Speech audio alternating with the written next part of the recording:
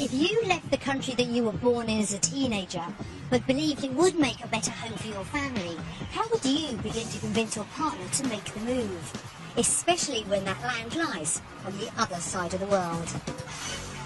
Erin Pinnock left Australia for the UK 15 years ago. Now she's desperate to return home.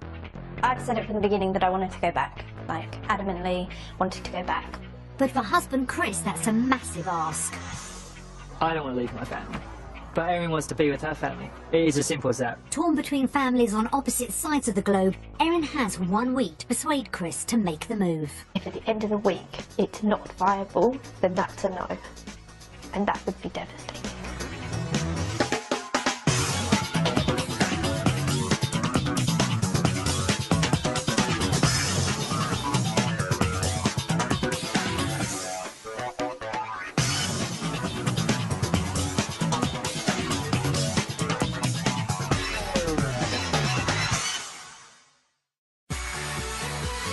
Around 850 people a week leave the UK to start a new life in Australia.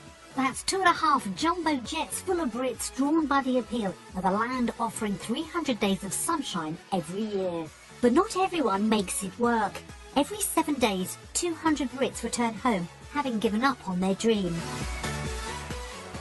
Erin Pinnock feels pangs of guilt at the prospect of potentially taking her husband away from their life in the UK. But in her heart, she's desperate to return home to her native country of Australia. Ahead of her lies 1 week and her best shot ever at persuading him to make the move. The journey from London has seen the Pinnocks spend 19 hours in the air, but as they land in Perth, Erin's delighted to be back on her home turf. Seeing the outdoors, the houses, all that, it just makes me excited. It really just makes me feel like I'm at home. It's a trip they've made before, but this one will be different. We always come over on holidays, and I really think this is going to be a chance for us to actually see if it's somewhere where we actually want to live. But the journey's already given Chris plenty of time for serious thought. The distance is an issue because it is, even though it's only a day away, it's not as if you can just pop over. Doing that journey for the last time would be pretty difficult to do, absolutely. Ahead lies a week which will see Erin attempt to convince Chris once and for all to move down under for good. The Pinnocks are from London. Their mum, Erin, dad, Chris, and Isla, who's nearly 2.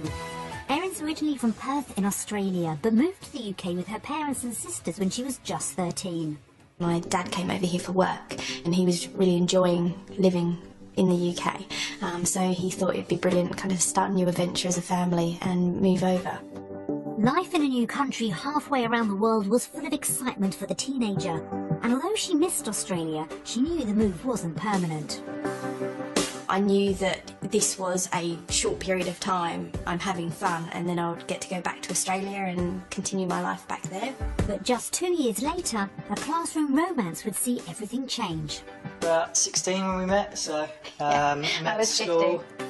We met in the first few days, weeks, and got to know one another, and just kind of Got stuck together. From the moment they met, Erin was up front with Chris about wanting to return down under. From the beginning, you always kind of said, like, eventually you wanted to go home. Ever since meeting Chris and getting with Chris, I've always said I've wanted to go back.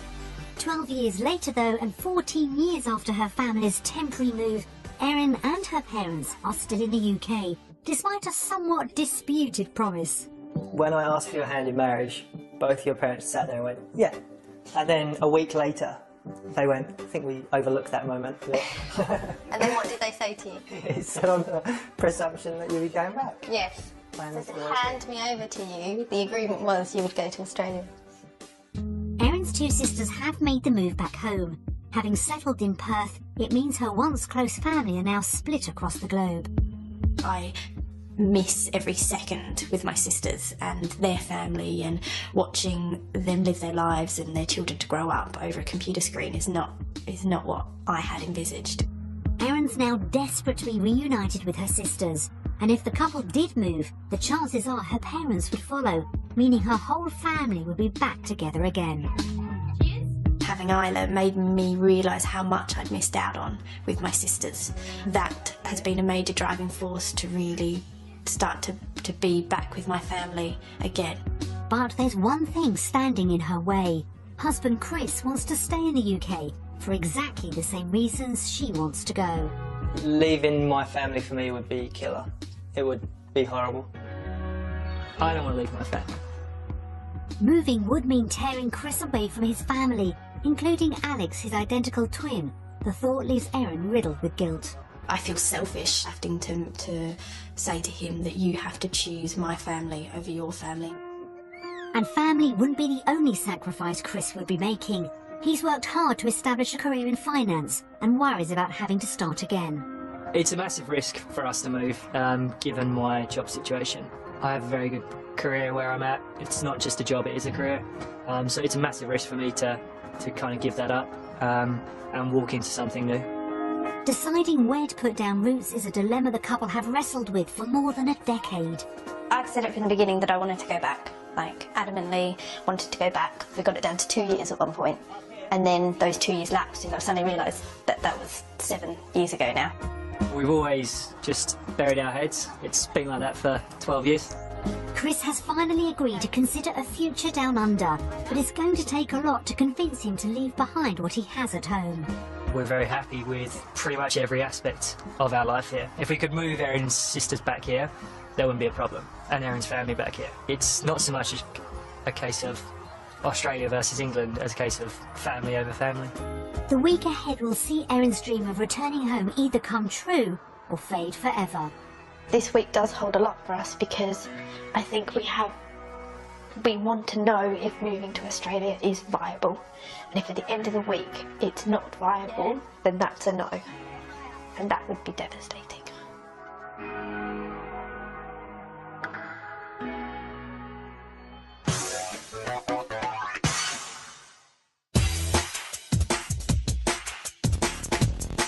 The Pinnocks are spending their trial week in Perth, Erin's original hometown, and an hour's drive from her sisters.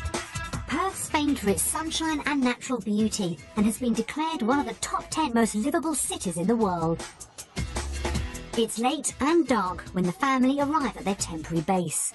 Will this modern waterfront home get the week off to a good start? Oh my goodness. Yeah, this is what we'd be looking for. It's everything that you want. So far, so good. Oh, that's brilliant. Yeah, this is lovely. And it's not long before Erin starts the hard sell. Could you imagine waking up to this every morning? Yeah, it wouldn't be too bad. Oh, it's beautiful. Despite the darkness, it's a positive start. But the size of the decision they'll soon face is already dawning on Chris and Erin. There's a lot of pressure on me and Erin this week. It's an important decision because there's family involved. This week he's really kind of finalised all these discussions and really put a line under them, either kind of like yay or nay, will we, won't we? And even if it's not this second, then when?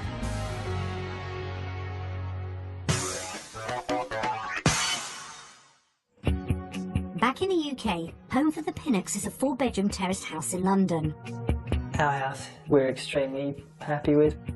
We've worked really hard to get this property to look and feel how we want it to be, and we're really proud of how it looks. The couple have a healthy budget of £650,000 for a home down under, and clear ideas on what it should have. It needs to have kind of a minimum of 4 bedrooms because we want families to come over and stay with us. It would need to be close to the beach, close to the station for me to get into the city. Balconies to watch the sun setting. I think that's the dream. That's like all-encompassing. If we got all that, I don't think you'd get me back on the aeroplane.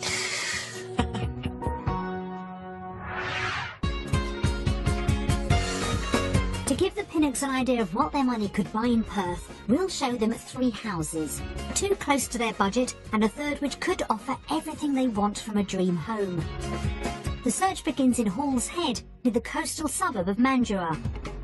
45 miles south of Perth, the area boasts the best of both ocean and canal side living. Will this modern 4-bedroom family home be perfect for the Pinnocks? Oh, that's really nice, isn't it? Yeah, it is nice. It's really nice and big and open. It's a good start. It's a little boy's room. It's a good size room. Do you know that the bonus of Australian properties is they always have built-in wardrobes? Or we could just put built-in wardrobes in our house. Could happen. Yeah. Nice try, Chris. The master bedroom impresses. Oh wow, it's beautiful. I think it's really, really nice. Bit of a dream of an ensuite. It's amazing ensuite. Big push. And Isla likes the look of the living room. That's really cool. That's nice. I know, I haven't even looked at this. I haven't even looked at this room. I was going to say, why don't you look at the room first? Because you've got that outside. It's true. That's what you want. That's why you moved to Australia. Yeah, no, it'd be lovely out here in summer. Absolutely. Could Chris already be seeing the upsides of life down under? Grass area, play area, trampoline, and then a beautiful pool. His reaction's exactly what Erin was hoping for. And this is a good start for convincing Chris. I think starting to make him realise that we've got all this space is what is exciting for me. What's that? This property's been designed to take advantage of spectacular ocean views. Yeah, it's absolutely beautiful. It's what you move halfway around the world for. And look at that. See, there's your outdoor area. You can just hear the ocean. You can smell it. It's just beautiful. It appears Chris could imagine calling this house a home. You could actually put You put a dining room table and the other side of the sofa there, and then have a dining table there. It's really, really big. But a possible 45-mile commute gives him pause for thought. For me, the location isn't brilliant. So for this, it's the compromise is the commute. Yeah, it's a big compromise though. The whole point is supposed to be work life and coming back, spend more time with the family, not more time in the car. All right. To be continued. Erin's not going to give up easily. But is this somewhere the couple could afford to live on their £650,000 budget? I'm finding it difficult to judge. I think it's going to be top of that budget. Are you going to have Daddy turn it over? So we're thinking top, like 650? Something like that, I would. You going to turn it over, Isla?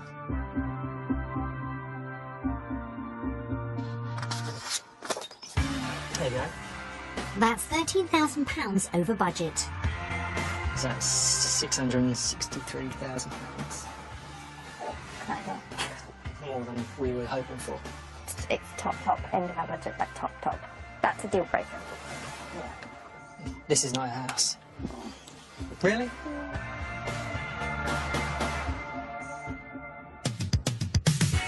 It's a disappointing start for Erin. Despite the appeal of a pool, Chris wasn't impressed by the price or commute. Will property number 2 help win him round? While Isla's looked after by a childminder, the couple's next stop is Meadow Springs. Near Erin's sisters, the area's also closer to the city than the last property, so it could mean a shorter commute for Chris. With 4 bedrooms and just a short drive to the beach as Erin wanted, this family home could offer the Pinnocks everything they've been looking for. Oh, wow. Ticks your box. It does. That huge big entry hall. I love it. Oh, I really like it. It's a massive open plan, just what we'd be looking for. Chris is making all the right noises. This feels better. The house flows better. It's not as modern as the first property, but that's not necessarily a bad thing. This, to me, feels like a family home, and I can really picture myself living here. Yes, the space is very nice. I could see myself living in a space like this. Upstairs, the spacious bedrooms go down well. You've got Again. 3 double bedrooms. 3 decent sizes. So is there a master? So is it going to be 3 big double bedrooms and a master? Spot on, Erin. And the master bedroom even has its own little sitting room. I like that. This is the big feature of the house. That's nice. Wow. Yeah, this is huge. Erin thinks it could be the perfect property for parents. There's enough space in this house for me to have all my family round very regularly, and there's enough space for your family to come visit us. And building outside offers even more potential. Oh, wow. This is nice. This is like a party room, isn't it? Yeah, this is great entertainment. This would be amazing entertaining space. Although Chris suddenly has another thought. This area outside makes me want to do something similar down the end of Alcohol. But Erin reminds him of one small problem.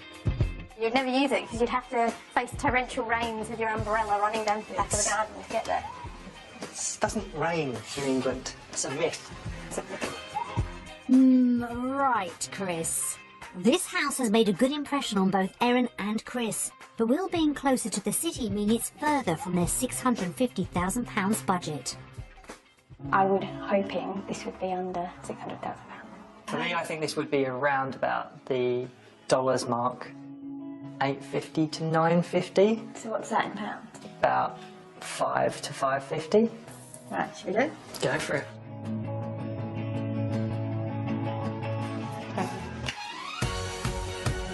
That's £153,000 under budget. £497,000. I hate when you're right. I'm good. I'm pretty good. I'm not gonna lie. That's a lot under the last property. That's a lot under our current property. We could move over here and our mortgage would be significantly less. This would mean that we would be able to keep something back in England. Possibly. Possibly. Which would be nice.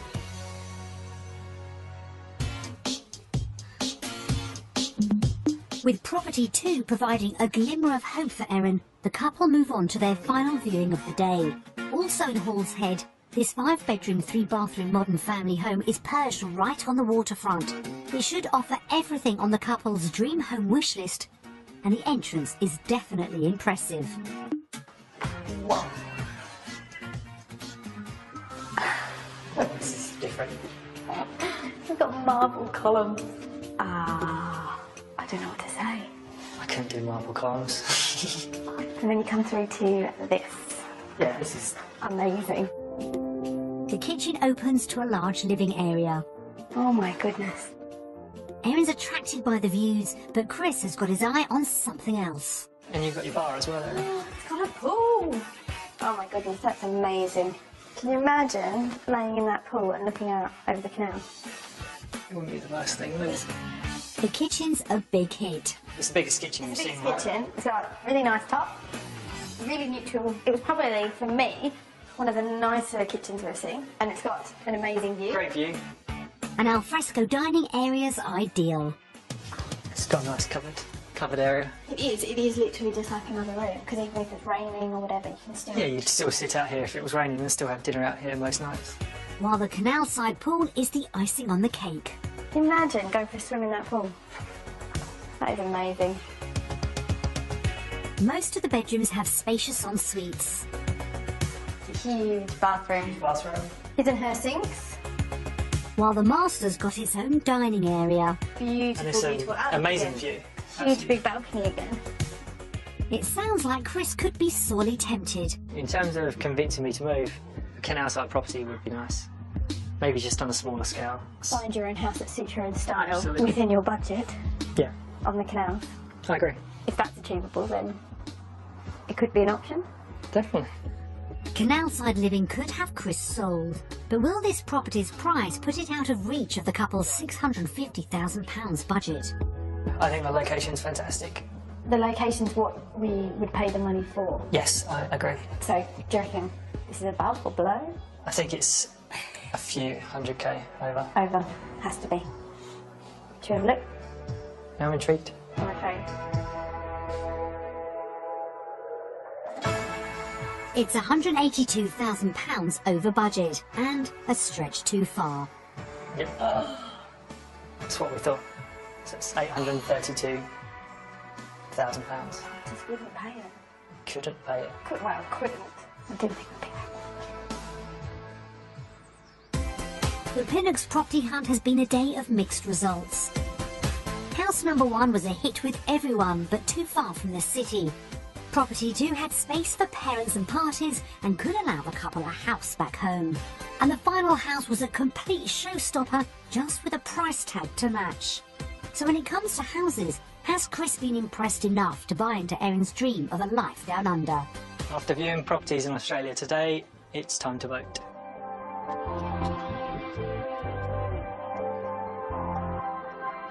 Australia. Australia. Yay! Why did you choose Australia? I don't think we disagree that the houses in general, you can get more for your money in Mandurah. You get more land, get more space, and you get the outdoor living. So it has to be Australia. I was quietly confident that whatever houses we saw, that he would hopefully vote Australia. But it's the first step to getting in here. So we've just got a few more steps and then he'll be on the plane. You never know, Erin.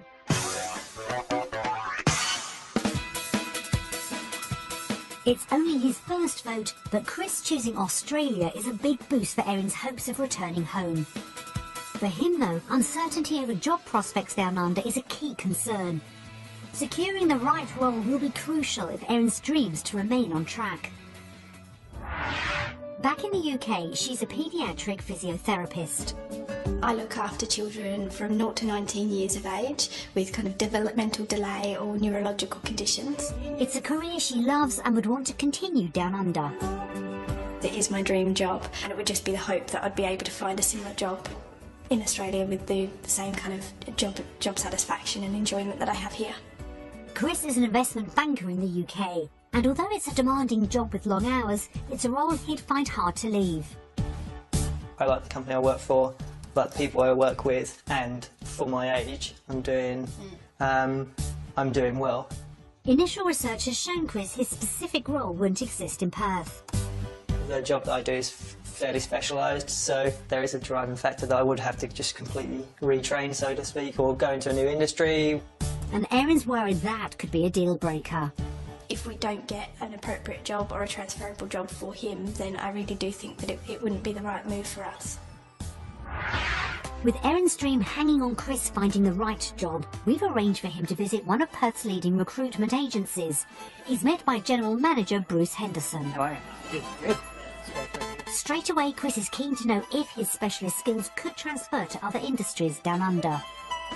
Project management clearly is an underlying skill set that sits with what you do. So those sorts of roles are certainly available. I've done research in the specific industries that I kind of know, Whether it be within the banking financial services industry, whether it be with the mining companies. I mean, they're certainly all endeavouring to be more efficient. So project management as a discipline, that's a very genuine option.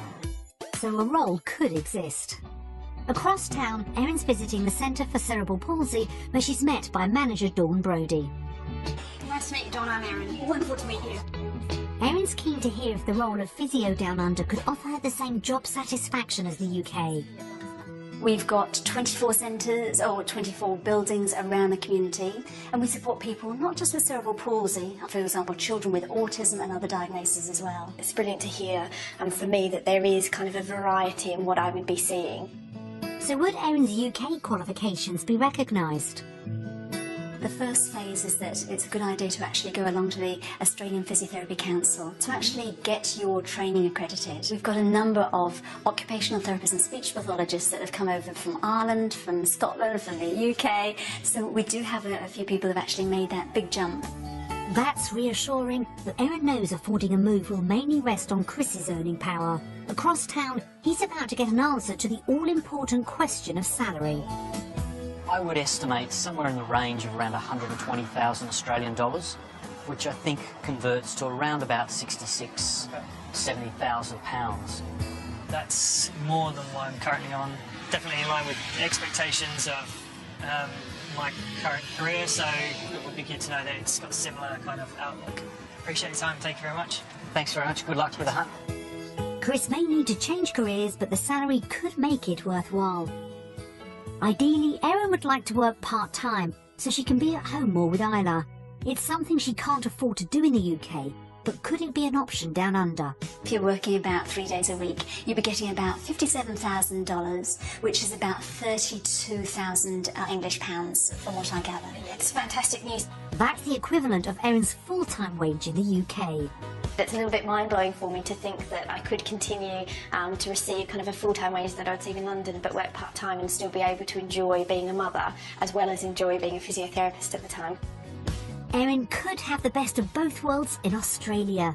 But has Chris heard enough to put his work concerns to bed? So how was your day? Overall it was quite positive, but in line with what we thought. I think we still have the same reservations. It was good. It was good money, don't get me wrong.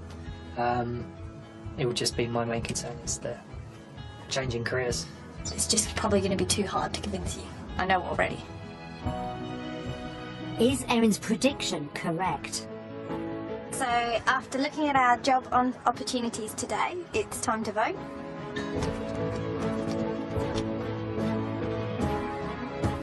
UK. Undecided. Predictable. I'm surprised by that. I just went in the middle because it could swing either way. That if you found a good job here, we could be happy. But if you didn't, we'd be moving away from a job that you love and enjoy and to something that you wouldn't be as passionate about, and I don't want that. It doesn't kill the dream for us. It does exactly what we've always wanted it to do, which is provide more information. To me, it's not stopped the dream, but probably just made it a little bit harder.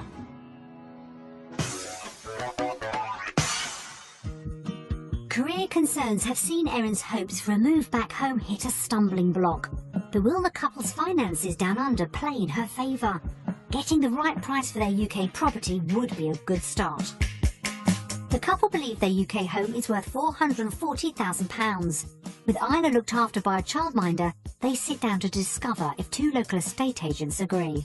You ready? Let's go. I'm excited. Let's watch. Nice house, nice bright entrance. Okay, well instantly you've got the high ceilings. I love the strip flooring. It's really nice. It's added to retain some of the character of the house. A lovely main reception room. Kitchen's not a bad size, slightly dated, however, very functional and clean and tidy. Wow, it's an interesting space here. You've got the two separate rooms. Instantly I'm looking at this wall and thinking opening it up could be a great idea to create this big family space. Oh, now this is interesting. We've got a large family bathroom here with a double shower. Decent sized master bedroom, nice and light. It's nice you've got these wardrobes here and the bay that lets in all our lights. In the current market conditions, I would value the house at £565,000 and for a quick sale, £550,000. I would value this property within the region of £550,000 and for a quick sale, I would value this property within the region of £525,000. Whoa. That's good news. That's one way of putting it. It's around £100,000 more than Erin and Chris expected. I'm just blown away by that. I'm shocked that it's that high. In a funny way, I don't know if it's going to make the move easier or not, because we're leaving a country where house prices are in the middle of a mini boom. Moving away would be scary because you always think, could you afford to come back? The valuation may be encouraging, but Chris isn't getting too carried away.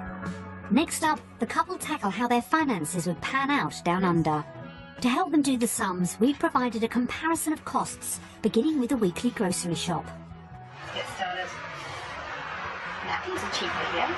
Lots of bigger numbers though. Bread's more expensive. You know that beef is cheaper here. Like casserole, meat and all more that. expensive. Oh no, devastating. Beers. Beers are more expensive. So how does the weekly shop add up? For this being £20 difference a week, it's okay. Around £80 more a month wouldn't be too big a stretch, but how will the bigger costs down under compare to home? So, we're going to work this out based on the first property because that's more kind of the mortgage that we were looking to afford. The couple's mortgage payments would increase by 50% in Australia, meaning their total spend would rise by Nearly £700 more a month.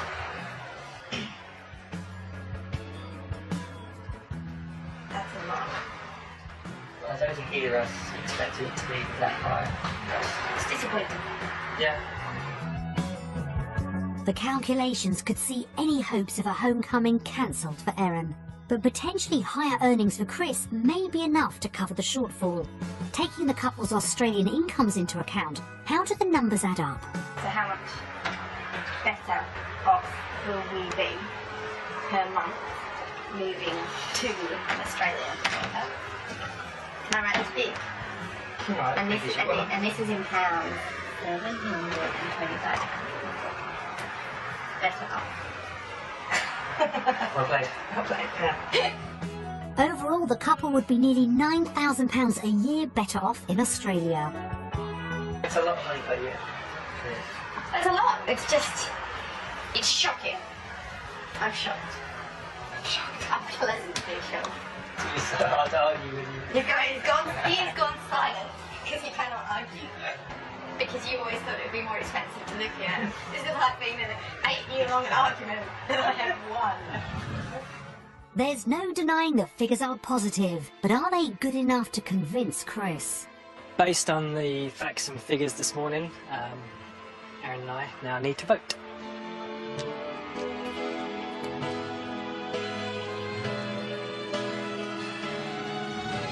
Australia. So we all know mine because we are £8,000 better off in Australia. Can you please justify as to why financially you voted England? The reason why we would be £8,000 better off is because We are in Australia. Is because I'd have to change careers and retrain. I completely appreciate So that. my The question reality is based on what it costs to live a day-by-day basis in England and what it costs to live a day-by-day basis in What about Australia. the cost on me though?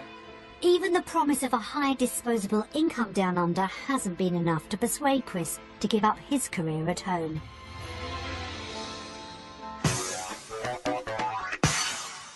Erin holds cherished memories of a perfect childhood spent down under in the great outdoors. So when a day out in the Aussie sunshine convinced Chris it could be the best thing for Isla too and help bring Erin's dream back on track. The Pinnocks set out by ferry for a day trip to Rottnest Island. It holds a special place in Erin's heart as the location of childhood holidays. You see the ocean?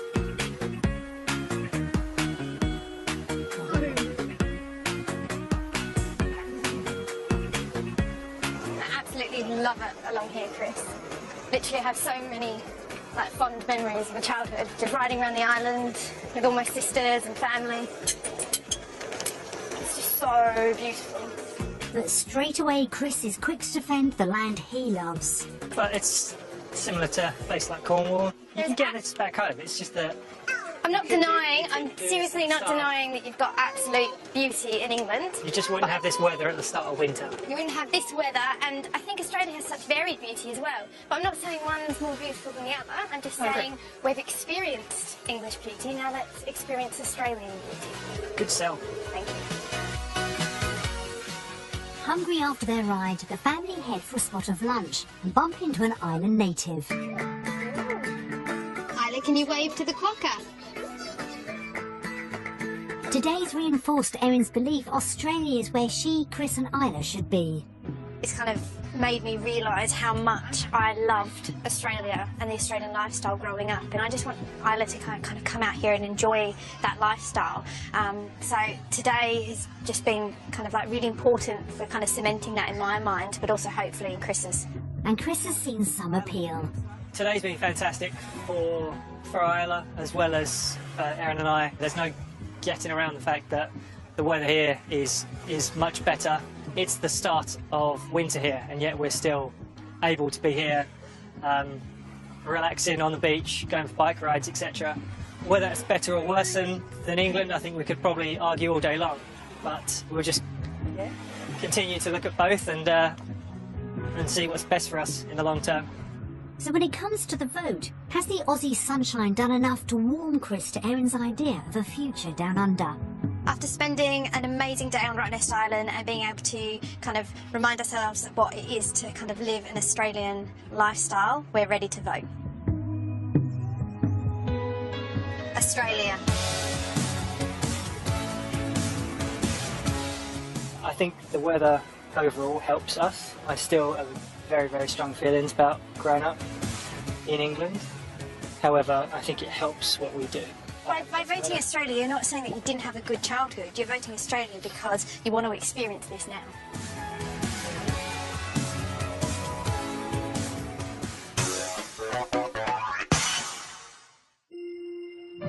With Chris's vote split evenly between Australia and the UK so far, where Erin will spend her future is far from certain.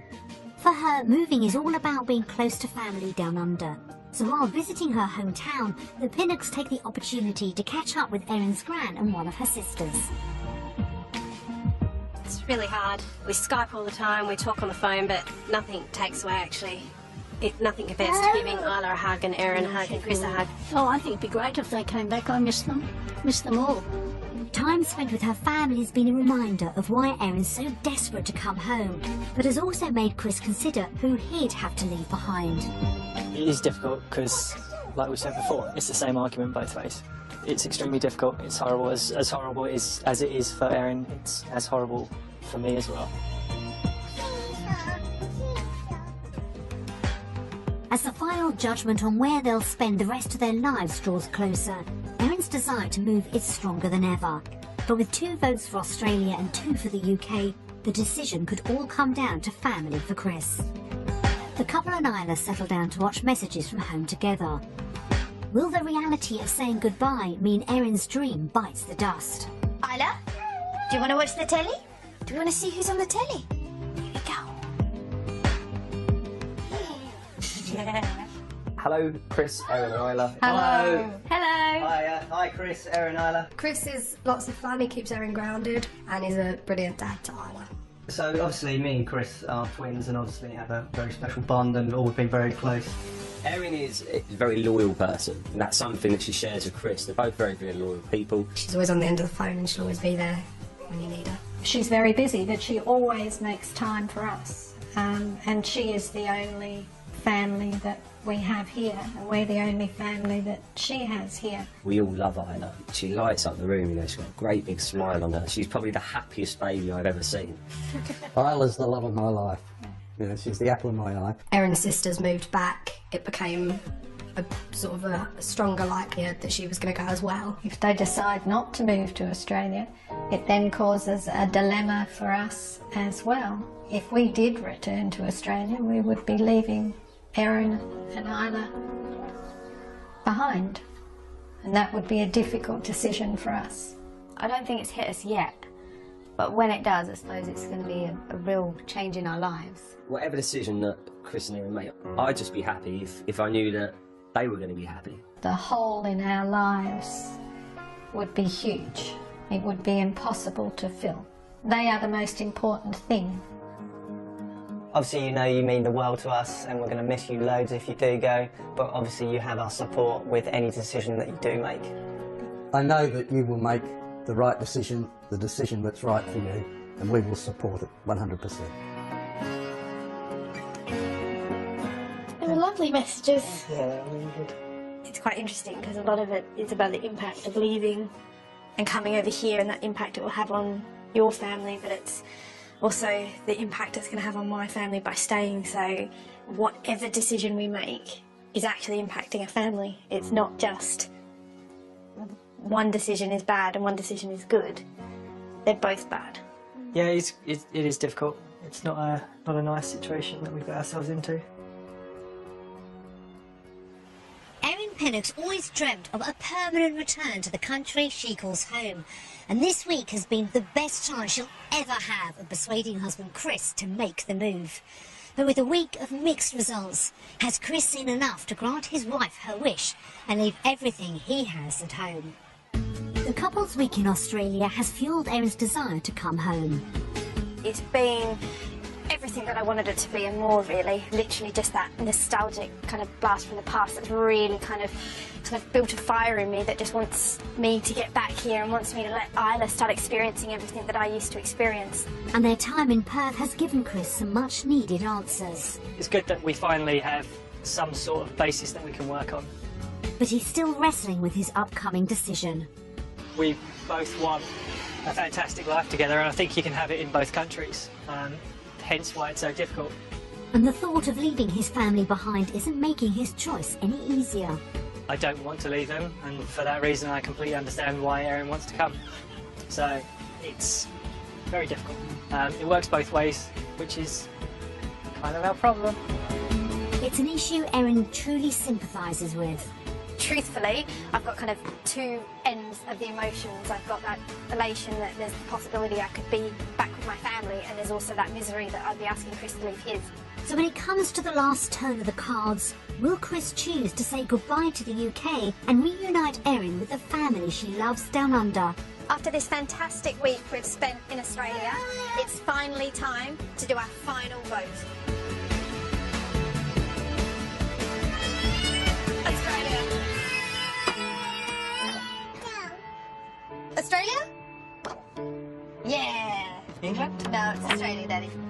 shock at all. It was to be expected away, but I know it just means that we're still undecided as a family, and all it means is that we need to continue to discuss. We both know what the underlying reason is. It's not down to our style. It's not down to houses, etc. So we didn't choose Australia and England, we chose my family and your family. Yeah, basically. We've just got a few more things to talk about. We're more informed than we were a week ago. We definitely are. So it's definitely been helpful. I've always said when, not if, and I'm keeping to that. If it's not now for us as a family, even though I would like it to be, then it may be in 5 years, 10 years, 15 years. I could retire to Australia as a grey old woman, who knows. I'm keeping the faith it's when, not if.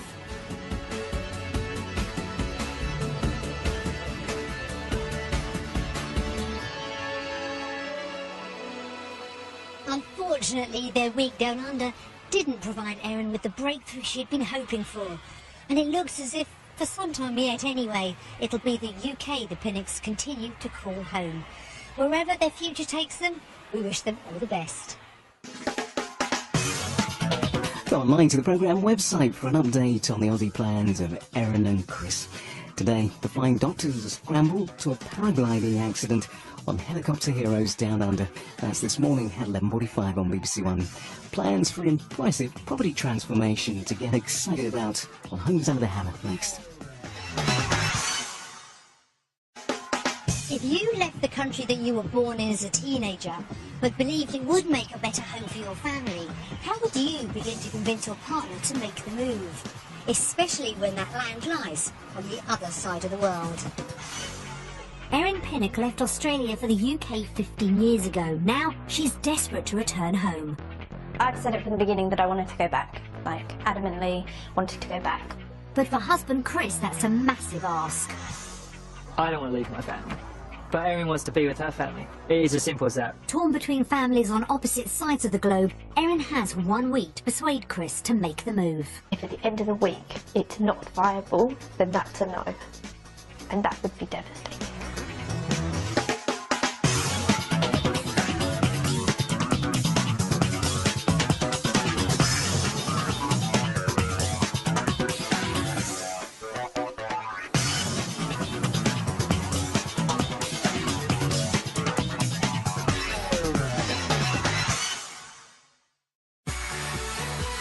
Around 850 people a week leave the UK to start a new life in Australia. That's 2.5 jumbo jets full of Brits drawn by the appeal of a land offering 300 days of sunshine every year. But not everyone makes it work. Every 7 days, 200 Brits return home, having given up on their dream. Erin Pinnock feels pangs of guilt at the prospect of potentially taking her husband away from their life in the UK. But in her heart, she's desperate to return home to her native country of Australia. Ahead of her lies 1 week and her best shot ever at persuading him to make the move. The journey from London has seen the Pinnocks spend 19 hours in the air, but as they land in Perth, Erin's delighted to be back on her home turf. Seeing the outdoors, the houses, all that, it just makes me excited. It really just makes me feel like I'm at home. It's a trip they've made before, but this one will be different. We always come over on holidays, and I really think this is going to be a chance for us to actually see if it's somewhere where we actually want to live. But the journey's already given Chris plenty of time for serious thought. The distance is an issue because it is, even though it's only a day away, it's not as if you can just pop over. Doing that journey for the last time would be pretty difficult to do, absolutely. Ahead lies a week which will see Erin attempt to convince Chris once and for all to move down under for good. The Pinnocks are from London. Their mum, Erin, dad, Chris, and Isla, who's nearly 2. Erin's originally from Perth in Australia, but moved to the UK with her parents and sisters when she was just 13. My dad came over here for work, and he was really enjoying living in the UK, so he thought it'd be brilliant kind of start a new adventure as a family and move over. Life in a new country halfway around the world was full of excitement for the teenager, and although she missed Australia, she knew the move wasn't permanent. I knew that this was a short period of time, I'm having fun, and then I would get to go back to Australia and continue my life back there. But just 2 years later, a classroom romance would see everything change.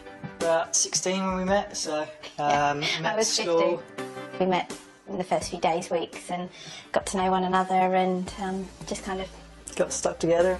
From the moment they met, Erin was up front with Chris about wanting to return down under. From the beginning, you always kind of said, like, eventually you wanted to go home. Ever since meeting Chris and getting with Chris, I've always said I've wanted to go back. 12 years later though, and 14 years after her family's temporary move, Erin and her parents are still in the UK, despite a somewhat disputed promise. When I asked for your hand in marriage, both your parents sat there and went, yeah.